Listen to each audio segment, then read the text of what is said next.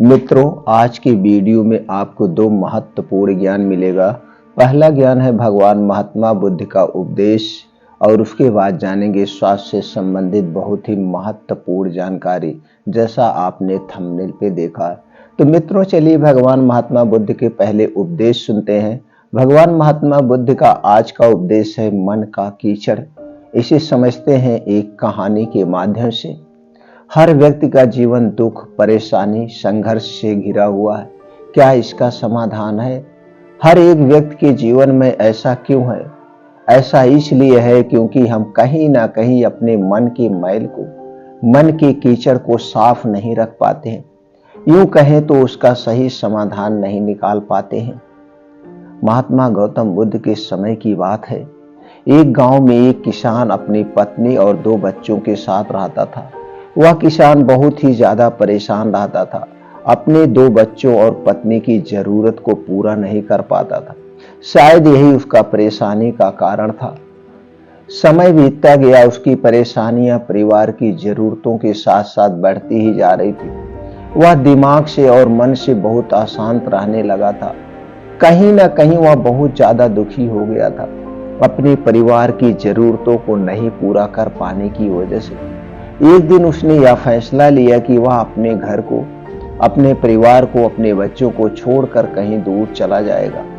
अंततः वह मनहूस दिन और काली रात आ ही गई, जिस दिन वह अपने परिवार को, अपने बच्चे को, अपने पत्नी को छोड़कर घर से कहीं दूर चला गया।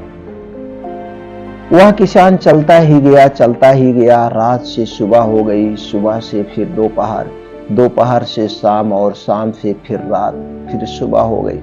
उस किसान की मन की पीड़ा इतनी ज्यादा थी कि उसके पैरों के छाले और पैरों से बह रहे खून के आगे फीके पड़ गए थे। न भूख की चिंता, न प्यास की चिंता, चाह बस चलता ही गया, चलता ही गया। आखिरकार जंगल में चलते चलते उसका शरीर इतना ज्यादा थक गया कि वह एक नदी के किनारे जाकर गिर पड़ा। कुछ घंटों के बाद उस किसान को होश आया। वह बेचारा इतना ज्यादा प्यासा था कि तुरंत वह नदी के पास गया। जैसे ही वह नदी में पानी पीने के लिए हाथ पानी में डाला, उसे सामने नदी के उस पार कुछ लोगों का झुंड दिखाई दिया। उसने ध्यान से देखा तो एक वृक्ष के नीचे महात्मा गौतम बुद्ध बैठे हुए नजर आए। वह तुरंत दौड़ के उनके पास गया और उनके पैर पर गिर पड़ा और बोला कि हे महात्मा, हे भगवान गौतम बुद्ध, मुझे अपनी शरण में ले लीजिए। मैं आपका शिष्य बना लीजिए, अपना शिष्य बना लीजिए। मैं आपका शिष्य बनना चाहता हूं। महात्मा गौतम बुद्ध के शरण में आया हुआ कोई भी व्यक्ति खाली हाथ वापस नहीं जाता। वह किसान तो केवल उनका शिष्य बनना चाहता था। महात्मा गौतम बुद्ध ने उसकी मनोदशा को देखते हुए उसे अपना शिष्य बना लिया। गौतम बुद्ध और उनके शिष्य वहां पर केवल विश्राम कर रहे थे। उनका विश्राम भी पूरा हो चुका था। वह किसान भी अब महात्मा गौतम बुद्ध के साथ शिष्य बन चुका था। अब समय हो चला था आगे की यात्रा को पूरा करने की। गौतम बुद्ध और उनके शिष्य आगे बढ़ते चले गए। कुछ दूर निकल जाने के बाद गौतम बुद्ध को बहुत जोर की प्यास लगी। उन्होंने अपने इस नए शिष्य अर्थात किसान से बोला कि प्रिय शिष्य, जाओ, पास में एक सरोवर है, वहां से मेरे लिए पानी लेकर आओ। किसान बोला, जो आज्ञा भगवान। किसान सरोवर की तरफ चल दिया। सरोवर के पास जैसे ही किसान पहुंचा, उसने देखा कि उस सरोवर में बहुत सारे जानवर उछल कूद कर रहे।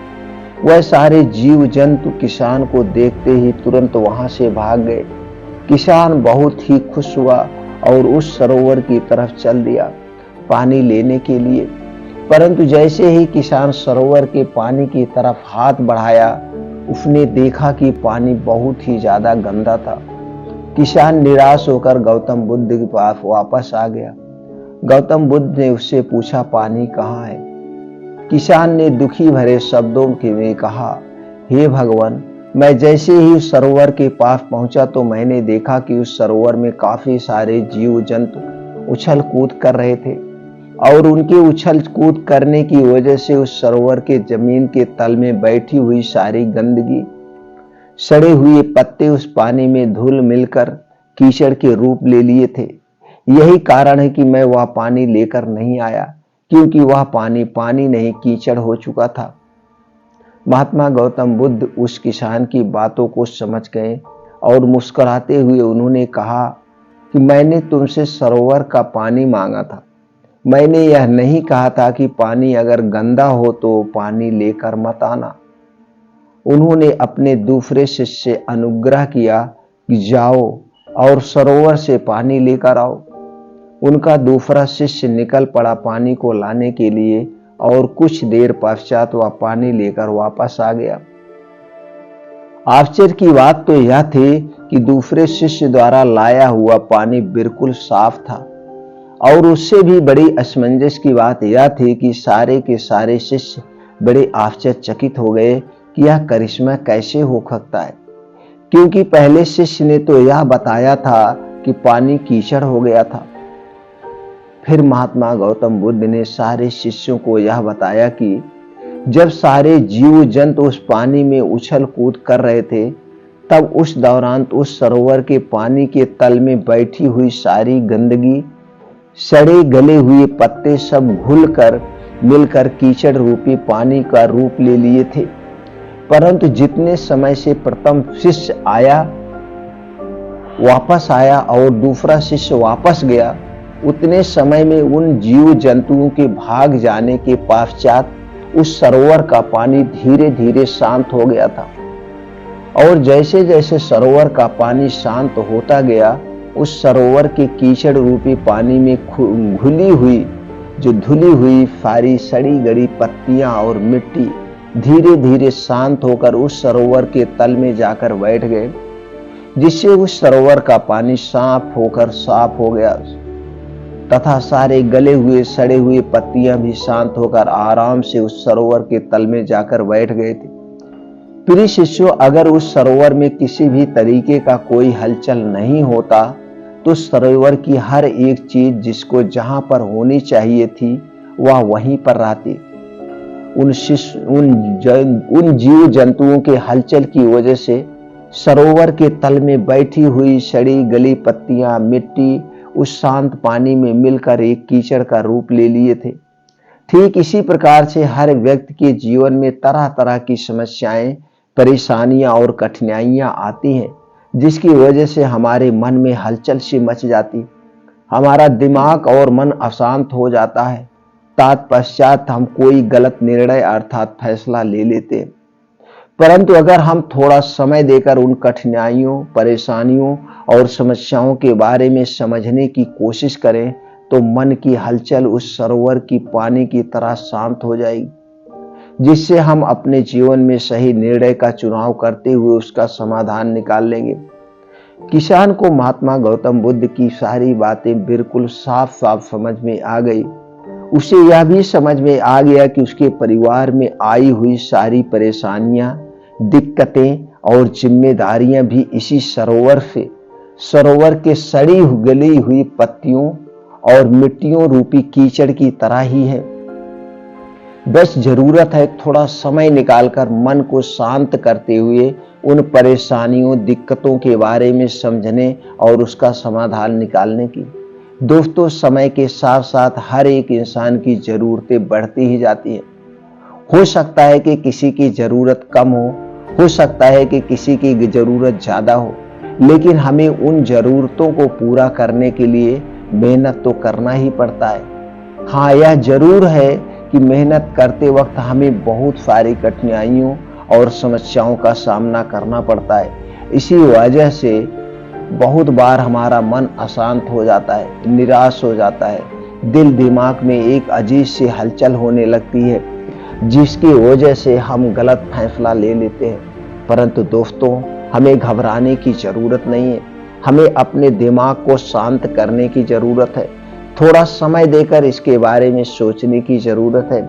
इसका समाधान कुछ ना कुछ जरूर निकल आता है। दिमाग को दोस्तों शांत रखें, कोशिश करते रहें, मेहनत करते रहें। समय लगेगा लेकिन सफलता जरूर मिलेगी।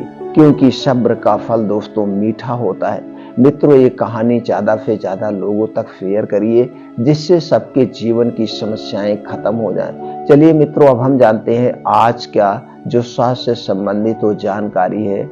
मित्रों, जैसे आप लोगों ने थंबनेल पे देखा होगा, गाय भैंस के दूध से भी 10 गुना ज्यादा शक्तिशाली दूध। जी हाँ मित्रों, आज हम एक ऐसे दूध के बारे में बात करेंगे जो दूध प्योर है, नेचुरल है और सेफ है। गाय भैंस के दूध को पचने में समय लगता है, और लेकिन ये जो दूध है दोस्तों, इस दूध को पचने में समय नहीं लगता है। गाय भैंस के दूध से जल्दी ये दूध पचता है और उससे सुरक्षित है। आज गाय भैंस का दूध क्यों नहीं सुरक्षित है? अगर हमारे घर का दूध है तब तो ठीक है। ऊपर से दोस्तों, अगर गाय भैंस जो चरती है, दिन भर टहल टहल के चरती, उसका दूध सबसे अच्छा होता है। जो गाय एक खूंटा पे हमेशा बंधी रहती है और उन्हें एक ही तरह का चारा मिलता है, उतना शक्तिशाली नहीं होता है। अब जो गाय भैंस दिन भर टहलती है, चरती है, तो तरह तरह की घासें खाएंगी, तरह तरह की पत्तियां खाएंगी, तो वो दूध ज्यादा शक्तिशाली होता है। एक चीज। दूसरी चीज, वही दूध सुरक्षित है जो हमारे घर का खुद का हो। अगर हम दूध खरीद रहे हैं तो दूध कैसे बना है, कैसे नहीं बना है, फिर मेरे पास तक आने में उसके कितने कितने प्रोसीजर करने पड़ते हैं, किस तरह से सुरक्षित लाया जाता है हमारे तक, वो कितना सेफ है, इसे हम आप नहीं जानते हैं। अगर उसकी गहराई तक जाएंगे, उसके तह तक जाएंगे, तो दोस्तों आप दूध खाना छोड़ देंगे। तो मित्रों, इसलिए भी वो दूध हमारे लिए उतना सुरक्षित नहीं है। दूसरे तरीके से दोस्तों, अभी आप जाइए किसी दूधिया के यहाँ से दूध लाइए, तो उन लोगों के यहाँ बच्चा नहीं होता, और बच्चा जब नहीं होता तो भैंस ठीक से नहीं लगती है। तो लोग क्या करते हैं, एक ऐसे इंजेक्शन का प्रयोग करते हैं। वह एक प्रकार का हार्मोन्स होता है जो दोस्तों वो दूध को विषैला बना देता है। वो दूध भी सेफ नहीं है। इसीलिए कहा गया गाय भैंस का दूध आज हमारे लिए सेफ नहीं है।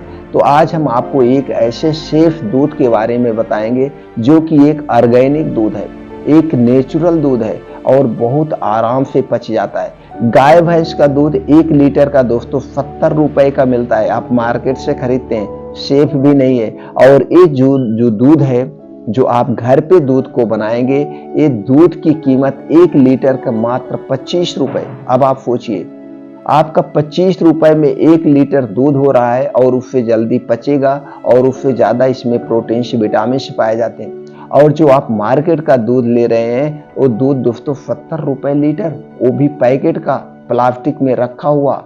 तो दोस्तों ये दूध सेफ है, अच्छा है। आप इसके बारे में और चाहें तो रिसर्च कर सकते हैं, जानकारी ले सकते हैं, ये सारी चीजें आपको मिल जाएगा।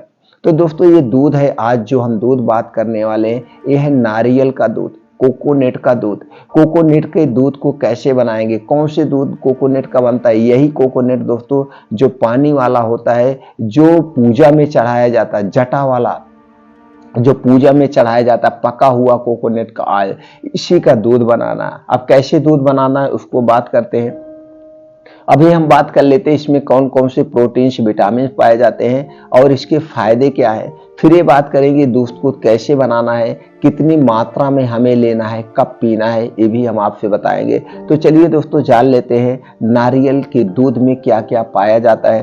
पाए जाने की बात करें दोस्तों, इसमें सबसे ज्यादा protein, phosphorus, potassium, magnesium, antioxidant, antibacterial, antiviral, antifungal, carbohydrate, fibre, calcium, iron, zinc, sodium, vitamin C, vitamin B6, vitamin E, vitamin K, antioxidant जैसे छोटे मोटे और प्रोटीन विटामिन पाए जाते हैं। तो दोस्तों आप समझ गए, सर्वगुण संपन्न है यह दूध। अब इसके फायदे की हम बात करें दोस्तों, ये पाचन तंत्र को फिट रखता है, कोलेस्ट्रॉल लेवल को कम करने में सहायक है, खून की कमी को दूर करता है, इम्यूनिटी मजबूत बनाता है, वजन को कम करने में सहायक है, वजन को बढ़ाने में भी सहायक है, दिल को स्वस्थ व निरोग बनाए रखता है, एंटीऑक्सीडेंट से भरपूर है, त्वचा की सुंदरता को बनाए रखता है, चेहरे पर चमक लाता है, बालों को काला व घना बनाता है, शरीर की कमजोरी को दूर करता है, हड्डियों और मांसपेशियों को मजबूत बनाता है, शरीर में कहीं पे भी कोई सूजन है उसे कम करने में सहायक है। इसके साथ साथ इसके छोटे मोटे और बहुत सारे फायदे हैं। तो दोस्तों अभी हम जानते हैं इस दूध को बनाना कैसे। दोस्तों आपको नारियल लाना है, 20-25 रुपए का एक नारियल मिलता है, यही जो पूजा में जटा वाला नारियल होता है, इसी को लाना है। इसके बाद इसको छिल करके इसका पानी ले लीजिए, इस पानी को आप पी लीजिए। पानी पीने के बाद अब इस नारियल को ऊपर एक लेयर होती है, आप देखिएगा, उसको कद्दूकस या कैसे छील दीजिएगा। अब अंदर अंदर जो सफ़ेद होता है उसी सफ़ेद को निकाल लीजिए।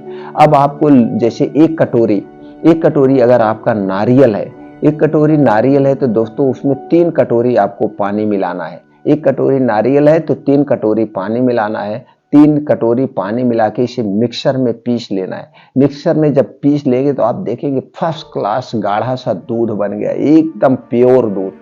दोस्तों इसको मैं घर पे बनाता हूँ इसलिए प्योरिटी बता रहा, प्योर दूध बन गया। अब इसमें चाहे तो 1 कटोरी दूध पानी और मिला सकते हैं, यानी कि आपका एक नारियल में, मीडियम वाला जो बड़ा वाला नारियल होता है उसमें 1 लीटर दूध आपका बन के रेडी हो गया। अब इससे कुछ नहीं करना है, अब इसको आप ऐसे पी लीजिए, रूम टेम्परेचर पे ही पीना है, इसे गर्म नहीं करना है। इसे दोस्तों गर्म नहीं करना है, इसे रूम टेम्परेचर पे ही पीना है। दूध जब भी पीजिएगा इसे दोस्तों खाना खाने के बाद ही, जैसे उसका दूध का प्रयोग करते हैं उसी तरह से इसका दूध भी प्रयोग कर सकते हैं।